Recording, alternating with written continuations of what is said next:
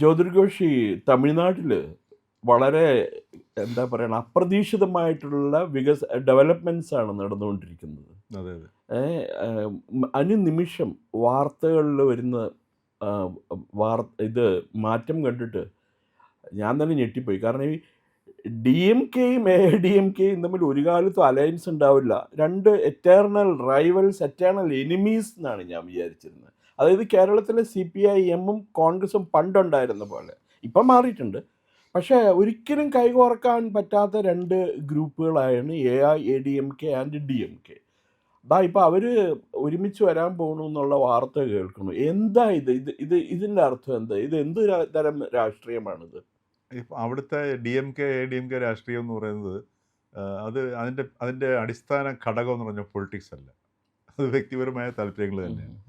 ഉദാഹരണത്തിന് MGRൻ്റെ കാലഘട്ടത്തിൽ പറഞ്ഞു കേട്ടിട്ടുണ്ട്, അന്ന് തുടങ്ങിയ ഒരു പ്രക്രിയയാണ്.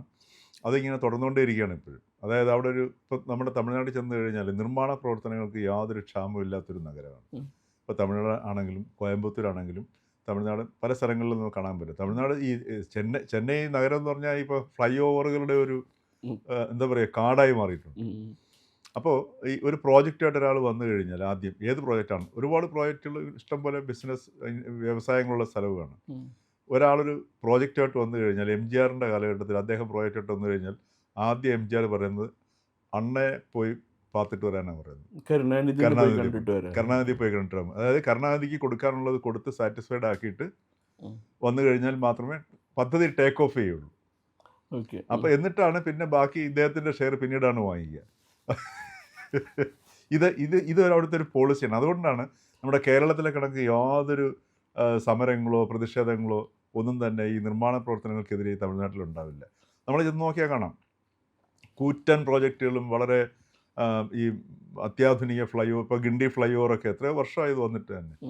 അപ്പോൾ ഈ രീതിയിലാണ് അവിടുത്തെ ഒരു പ്രക്രിയ. അതുകൊണ്ട് അടിസ്ഥാനപരമായിട്ട് ഇവരുടെ താല്പര്യം എന്ന് പറയുന്നത് കഴിഞ്ഞാൽ ഈ പുറമേ കാണുന്നതിന് പുറമേ ഉള്ള രാഷ്ട്രീയത്തിന് പിന്നിലുള്ള അവരുടെ രാഷ്ട്രീയം, ആ രാഷ്ട്രീയം എന്ന് പറഞ്ഞാൽ അവരുടെ വ്യക്തിപരമായിട്ടുള്ള എന്താ പറയുക സാമ്പത്തിക വശത്തെ വർദ്ധിപ്പിക്കുക എന്നുള്ളത് തന്നെയാണ്. ഒരു കാര്യത്തിൽ സംശയമില്ല.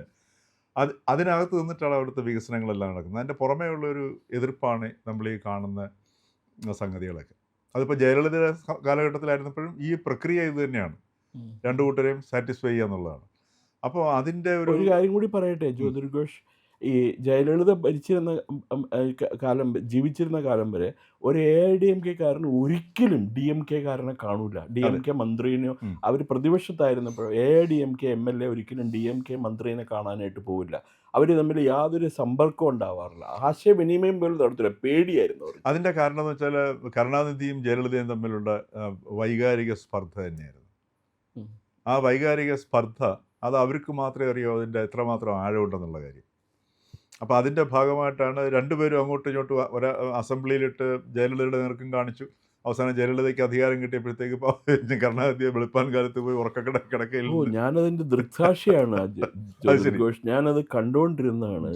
നിലവിളിയൊക്കെ ഇയാളെ അറസ്റ്റ് ചെയ്യും എന്നുള്ള ഒരു വാർത്ത നമുക്ക് നേരത്തെ കിട്ടി. അപ്പോൾ ഞാൻ എൻ്റെ ക്യാമറാമാനുണ്ട് കാർത്തിക്, അദ്ദേഹം ഇപ്പോൾ ഇവിടെ ഉണ്ട്, എറണാകുളത്തുണ്ട് ഏഷ്യാനെറ്റിൽ.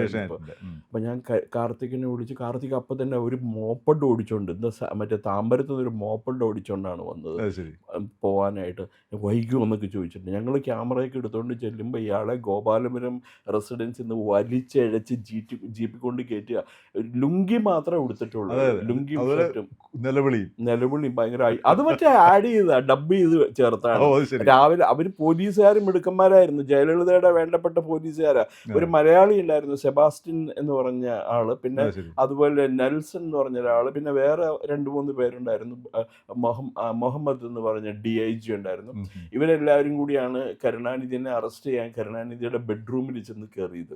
അപ്പോൾ ഒന്നും ആ പോലീസിൽ അതിനകത്ത് വർത്തമാനമുണ്ട്, അപ്പോൾ അതൊന്നുമില്ല. ദെൻ അത് കഴിഞ്ഞ് ഉച്ചയായപ്പോഴത്തേക്ക് ഇവര് സൺ TV-യുടെ വീഡിയോ വന്നു. അയ്യോ കൊല പണ്ടറാറുകൾ കാപ്പാത്തിടുന്നു എന്ന് കരുണാനിധിക്കാരാണ്. പിന്നെ മനസ്സിലായി ഏതോ സിനിമാക്കാരനെ വെച്ച് ഡബ് ചെയ്യിപ്പിച്ചത്. നടന്ന സംഭവമാണ് ഇത്. ഞങ്ങള് നോക്കുമ്പോ ഈ മറ്റേ ഒരു മന്ത്രി ഉണ്ടായിരുന്നല്ലോ, മുരശ്ശേരി മാരൻ, അയാളെ ഞാൻ ഒരിക്കൽ ഇന്റർവ്യൂ ചെയ്യാനായിട്ട് ഞാൻ കാർത്തിക്കും കൂടി പോയപ്പോൾ പോയാ എന്നൊക്കെ പറഞ്ഞ് ചീത്ത പറഞ്ഞു വിട്ട ആ മനുഷ്യൻ അയാൾ ജയിലിൻ്റെ മുമ്പിൽ നിന്ന് തമ്പി വാങ്ങോ ഇങ്ക ഇത് എന്നാ ഇത് ഇങ്ക ജംഗിൾ രാജ് നടക്ക് പോറിയാ ഇത് എന്നാ തമ്പി നീങ്ക ഇത് കൊടുക്ക് റെക്കോർഡ് பண்ணிட்டு കൊടുക്ക് തമ്പി നീങ്ക പോയിട്ടെന്ന്. അപ്പൊ അതപ്പോ തന്നെ ഒന്ന് ആലോചിച്ച് നോക്കി, ഞാൻ അത് കണ്ട ദൃക്സാക്ഷിയാണ് ഞാനത്. അതെ, അപ്പൊ അതുകൊണ്ടാണ് ആ ഒരു DMK AIDMK ആ സ്പർദ്ധ നിലനിരുന്നത്. ഇപ്പം ജയലളിതയുടെ മരണം കഴിഞ്ഞു, കരുണാനിധിയുടെ മരണം സംഭവിച്ചു. അതിനുശേഷം ഈ പറഞ്ഞ പോലെ AIDMK ആകെ ഒരു എന്താ പറയുക, ഒരു അർത്ഥമില്ലാത്ത ഒരവസ്ഥയിലേക്ക് എത്തുന്നു. റഡർലെസ്ഷിപ്പ് എന്ന് പറയുന്ന അവസ്ഥയിലേക്ക് എത്തി.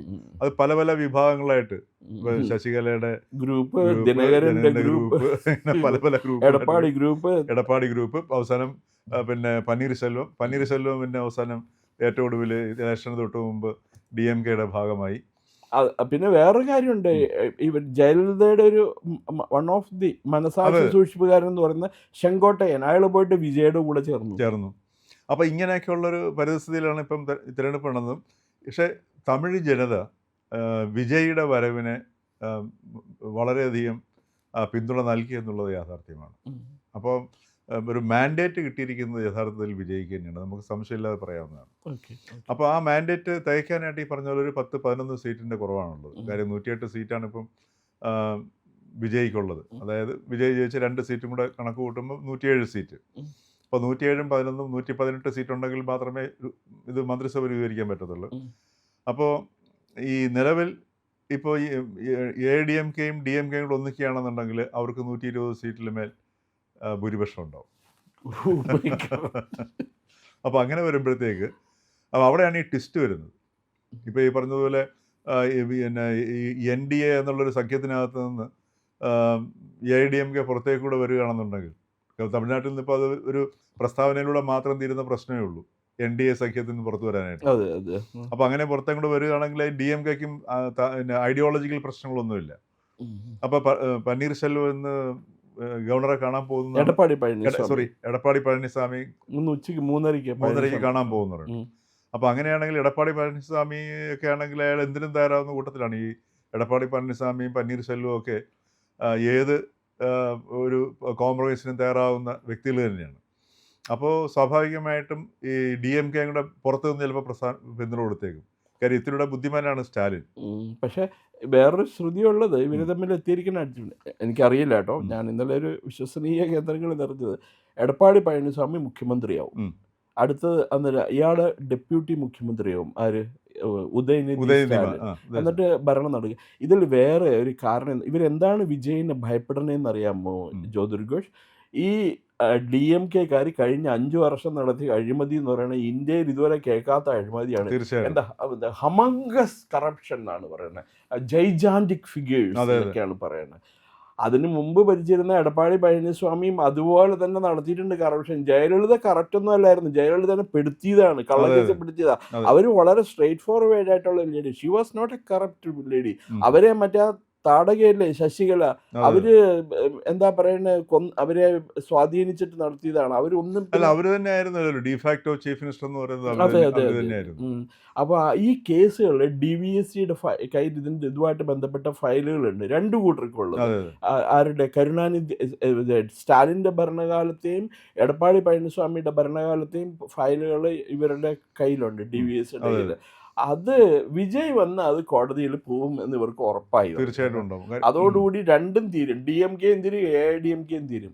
അപ്പോൾ അവർ വിജയനെ എങ്ങനെയെങ്കിലും അധികാരത്തിന്റെ കോറിഡോഴ്സ് നിന്ന് മാറ്റി നിർത്താൻ വേണ്ടിയിട്ടുള്ള കളിയാണെന്ന്. മാത്രമല്ല വിജയ്ക്ക് ഇപ്പൊ ഈ സർക്കാരിന് ഉപയോഗിച്ച് കാശുണ്ടാക്കേണ്ട അത്ര അത്യാവശ്യമില്ല. അല്ല, അയാൾക്ക് എന്തിനാ എത്രയോ കോടികളാണ് അയാൾ സമ്പാദിച്ചിരിക്കുന്നത് സിനിമയായിട്ട്, റിയൽ എസ്റ്റേറ്റ് ആയിട്ട്, ഇന്ത്യക്കകത്തും ഇന്ത്യക്ക് പുറത്തൊക്കെ. എത്ര 3-4 റോൾസ് റോയ്സ് കാറുണ്ട്, സ്വന്തമായിട്ടൊരു വിമാനം വരെ ഉണ്ട്. അയാളുടെ ഒരു ചെറിയ ശതമാനം ഉപയോഗിച്ചിട്ട് തന്നെ ആയിരിക്കും ഈ തെരഞ്ഞെടുപ്പ് പ്രചാരണവും മറ്റു കാര്യങ്ങളൊക്കെ സംഘടിപ്പിക്കുന്നത്. തീർച്ചയായിട്ടും ഒരു സിനിമയിൽ തന്നെ അയാളുടെ വരുമാനം എന്ന് പറഞ്ഞാൽ 500 കോടിയിൽ മേലെയാണ്. അപ്പോൾ ഒന്ന് ആലോചിച്ച് നോക്കുക, 200 കോടി 500 കോടി രൂപ പ്രതിഫലമായിട്ട് വാങ്ങിക്കുന്നത്. അപ്പോൾ ഈ രീതിയിലുള്ള ഒരു അവസ്ഥയിൽ ഇപ്പോൾ താങ്കൾ പറഞ്ഞതുപോലെ ഇത് അന്വേഷിക്കുകയാണെന്നുണ്ടെങ്കിൽ ഒരുപാട് സ്കെലിറ്റൻസ് പുറത്തു വരും. അതുതന്നെയായിരിക്കണം ഈ എടപ്പാടി പഴനിസ്വാമിയെയും സ്റ്റാലിനെയും ഈ ഒന്നിച്ചു ചേരാനായിട്ട് പ്രേരിപ്പിക്കുന്ന മുഖ്യ ഘടകം.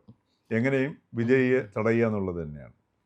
Okay okay. അപ്പോൾ പിന്നെ വേറെ ഒരു അഡ്വാൻറ്റേജ് ഉള്ളത് സ്റ്റാലിൻ ഇനി അഥവാ മരിച്ചാൽ, സ്റ്റാലിൻ വളരെ അസുഖബാധിതനാണ്, എപ്പോൾ അതെ വേണേൽ മരിക്കാം. സ്റ്റാലിൻ മരിച്ചു കഴിഞ്ഞാൽ സ്റ്റാലിൻ്റെ ഡെഡ് ബോഡി മറ്റേ കരുണാനിധിയുടെ ഡെഡ് ബോഡി എടുത്തുകൊണ്ട് ബറി ചെയ്യണ്ടേ അവർക്ക്. അതെ അപ്പോൾ അതിനൊരു അധികാരം വേണമല്ലോ, അവർ സമ്മതിക്കും. കാരണം കഴിഞ്ഞ തവണ കരുണാനിധി പറഞ്ഞിരുന്ന ആളെ മറീന ബീച്ചിൽ മാത്രമേ അടക്കം ചെയ്യാൻ പാടുള്ളൂ എന്നാണ് പറഞ്ഞിരുന്നത് മരിക്കുന്നതിന് മുമ്പ്.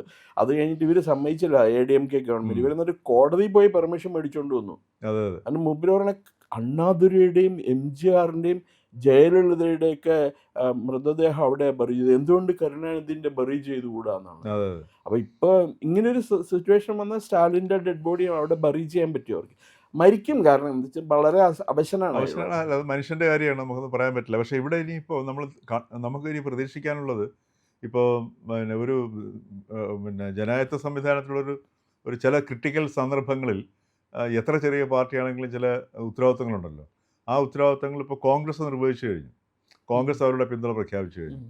ഇനിയിപ്പോൾ CPM 2, CPI 2, VCK 2 അല്ലേ, അതെ അതെ 2, പിന്നെ അതും മുസ്ലിം ലീഗ്. മുസ്ലിം ലീഗ്.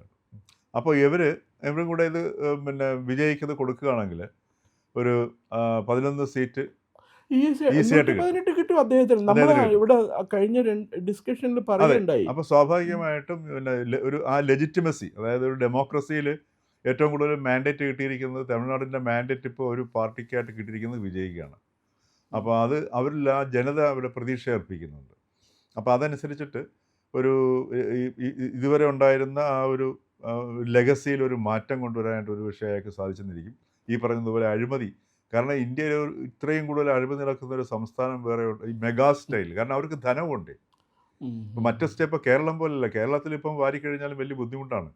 പുറത്തു നിന്നൊക്കെയുള്ള അഡ്ജസ്റ്റ്മെൻറ്റിലൂടെ ഈ ഗവൺമെൻറ്റിനെ ഉപയോഗിച്ചുകൊണ്ട് കാശുണ്ടാക്കാനേ പറ്റത്തുള്ളൂ. കാര്യം ഗവൺമെൻറ്റിൻ്റെ ഖജനാവിനകത്ത് കൈയിട്ട് വരെ കൈയുടെ വിരലിൻ്റെ അറ്റം തൊലി പോകുന്നുള്ളല്ലാതെ ഒന്നുമില്ല. പക്ഷെ തമിഴ്നാട് അതുപോലല്ല. തമിഴ്നാട് വളരെ സമ്പന്നമായ സംസ്ഥാനമാണല്ലോ. അപ്പോൾ അതുകൊണ്ട് ഈ ഈ ഈ അഴിമതികൾ പുറത്തു വരും എന്നുള്ളൊരു വലിയൊരു ഭീതി അവരെ അലട്ടുന്നുണ്ട്. അതുതന്നെ ആയിരിക്കണം AIDMKയും DMKയും ഒന്നിക്കാൻ പ്രേരിപ്പിക്കുന്നത്. പിന്നെ അതിനുപരി അധികാരം കിട്ടും എന്നുള്ള സംഗതിയുണ്ട്. പക്ഷേ അതും ജനവിധിക്കെതിരാണ്. രണ്ടും പരസ്പരം മത്സരിച്ച പാർട്ടികളാണ്. ആ മത്സരിച്ച പാർട്ടികൾ വീണ്ടും ഒന്നിക്കുകയാണ് ചെയ്യുന്നത്. അതുകൊണ്ട് ഈ പറഞ്ഞ പോലെ കോൺഗ്രസിനോടൊപ്പം CPMും CPIയും മറ്റേ VCK അതുപോലുള്ള പാർട്ടികൾ ചേരുകയാണെന്നുണ്ടെങ്കിൽ വിജയ്ക്ക് മന്ത്രിസഭ രൂപീകരിക്കാനുള്ളൊരു അവകാശം, ഒരു സാധ്യത വരികയും അത് സംഭവിക്കുകയാണ് വേണ്ടത്. പക്ഷേ തമിഴ്നാടായതുകൊണ്ടൊന്നും നമുക്ക് പറയാൻ പറ്റത്തില്ല. ഇപ്പം ഇന്നലെ ശ്രീധർ വെമ്പു ഒരു വലിയ വ്യവസായിയാണ്. അദ്ദേഹം അമേരിക്കയിൽ നിന്ന് സോഹോ ഗ്രൂപ്പ് ഉണ്ടാക്കി. അത് കഴിഞ്ഞ് കോടീശ്വരനായി കഴിഞ്ഞപ്പോൾ എല്ലാം തിരിച്ചു വന്ന് എല്ലാം വർക്കേഴ്സിന് എഴുതി കൊടുത്തു. അതേ ഇപ്പോഴും സൈക്കിളും ചവിട്ടി തഞ്ചാവൂരും അദ്ദേഹത്തിൻ്റെ തെങ്കാശിയിലൊക്കെ ആയിട്ട് നടക്കുക. അപ്പോൾ അദ്ദേഹം ഇന്നലെ ഒരു ട്വീറ്റ് ചെയ്തിട്ടുണ്ടായിരുന്നു സോഷ്യൽ മീഡിയയിൽ. അപ്പോൾ അദ്ദേഹം പറയുന്നത് ഈ മാൻഡേറ്റ് 2026 ഇപ്പം നമ്മൾ കണ്ട മാൻഡേറ്റ് വിജയന് അനുകൂലമായിട്ടുള്ളൊരു മാൻഡേറ്റ്. അദ്ദേഹത്തിന് ഗവൺമെൻറ് രൂപീകരിക്കാൻ അനുവദിക്കുകയാണ് വേണ്ടതെന്നാണ്. കേരളത്തിൽ UDFൻ്റെ പിന്നെ VD സതീശന് കൊടുത്തതുപോലുള്ളൊരു മാൻഡേറ്റാണ്. അതിനേക്കാൾ വലിയൊരു മാൻഡേറ്റാണ് വിജയ്ക്ക് കൊടുത്തിരിക്കുന്നത്. പക്ഷെ VD സതീശനാണോ ഈ മാൻഡേറ്റ് കിട്ടിയത്? ഒരു സംശയമില്ലല്ലോ. കാരണം പിന്നെ അത് ഞാൻ എന്താ പറയണ, അങ്ങായിട്ട് ഞാൻ ആ ഒരു ആർഗ്യുമെന്റിനില്ല.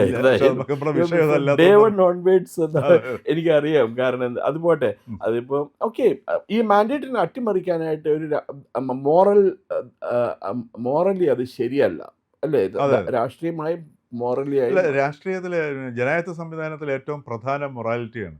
ആ മൊറാലിറ്റിയെ ഡിസിപ്ലിൻ ചെയ്യാൻ വേണ്ടിയിട്ടാണ് അതിൻ്റെ സാങ്കേതികത്വം വരുന്നത്. അല്ലാതെ സാങ്കേതികത്വത്തിലല്ല നമ്മൾ അതിനകത്ത് മുറുകെ പിടിക്കേണ്ടത്. സാങ്കേതികത്വം മൊറാലിറ്റി നശിച്ചു പോകാതിരിക്കാനുള്ള ഒരു മെത്തഡോളജിയാണ്. ഓക്കെ, തമിഴ്നാട്ടിൽ പക്ഷേ എന്ത് മൊറാലിറ്റി രാഷ്ട്രീയത്തിൽ നല്ല കാര്യമായി. ഈ പറഞ്ഞ പോലെ the whole thing is that ബയ്യ സബ്സേ ബിടാ റുപ്പയ്യ. പണ്ടൊരു പാട്ടില്ലേ, മെഹമ്മൂദിൻ്റെ ഒരു പാട്ടുണ്ട്. അയാൾ എന്താണ്, സബ്സേ ബിടാ റുപ്പയ്യ എന്ന സിനിമയുടെ പേര് തന്നെ. ഞാൻ ഇതിനു മുമ്പ് ഒരു ഇൻ്റർവ്യൂവിൽ പറയട്ടെ, ഞാൻ ഓർത്തിരിക്കുന്ന പാട്ടാണ് ഇപ്പോഴും. എന്തിനും കമ്മീഷൻ, എന്തിനും അത് അല്ലറ ചില്ലറ പൈസ ഒന്നും അല്ല അവർ മേടിക്കുക. അവർ പറയണ എന്താ, തൗസൻഡ്സ് ഓഫ് ക്രോഴ്സ്, അതാണ് അവരുടെ മിനിമം റിക്വയർമെൻറ്റ്. അത് കൊടുക്കാത്ത ഒരു ബിസിനസ്സിന് ചെല്ലണ്ട അവിടെ എന്നാണ് അവർ പറയുന്നുള്ളൂ. കാത്തിരുന്ന് കാണാം. ഓക്കെ.